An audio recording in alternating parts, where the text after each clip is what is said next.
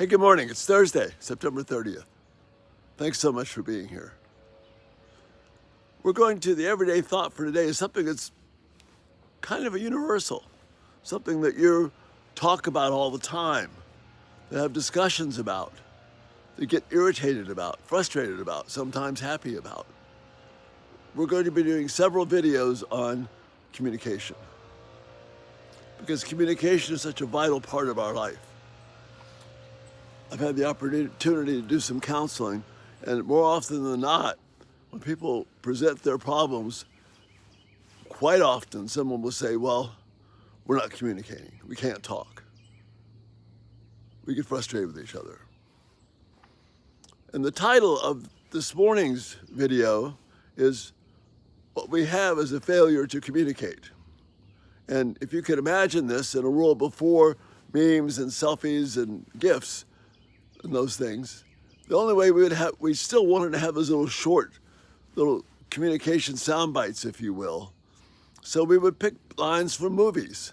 Well, one famous movie called Cool Hand Luke, there's this one line in there that says, was an early meme, if you will, where one man who is taking advantage of another man says, what we have here is a failure to communicate.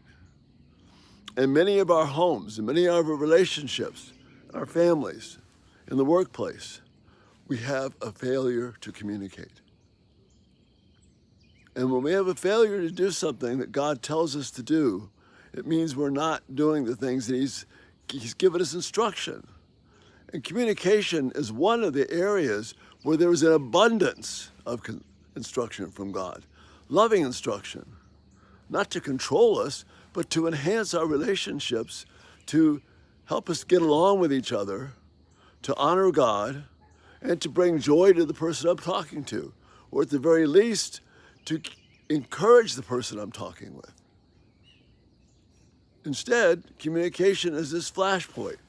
I can't stand to hear you talk anymore. I'm done with you.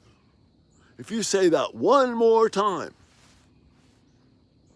those kind of things are familiar to us, and we make memes about them, and we joke about them, and we get frustrated about them. God has something completely different. And so over the next few videos, that's what we'll be looking at. But the core point of communication is, how do I view the person I'm communicating with? Whether I'm listening to them or talking to them, how do I view them? Well, the Bible is very clear about that. Everyone that you come into contact with is a co-equal image bearer of God. Someone made in God's image. They may be flawed and messed up. The image may be almost impossible to see, but they still begin and are an image bearer of God.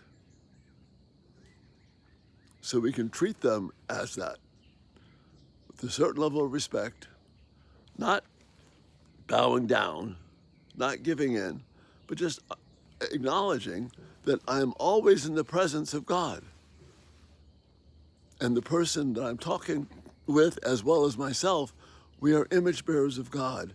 We need to treat each other that way.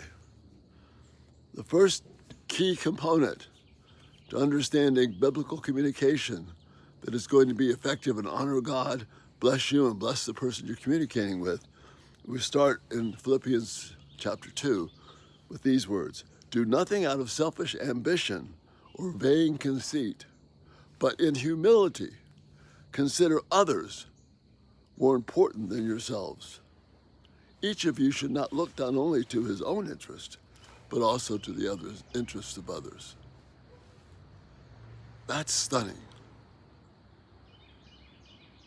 Do nothing out of selfish ambition or vain conceit, but in humility consider others more important than yourselves. You mean that person who's being a jerk, who is not kind to me, that has hurt me, or my disrespectful teenager? I'm supposed to regard my disrespectful, ungrateful teenager as better than me? In a word, yes.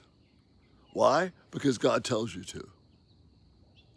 It doesn't mean that you cave into that person's designs or desires, or you become a slave to them. It just means that God is there with you He's present with us, and he wants us to look at that person with whom I am so frustrated with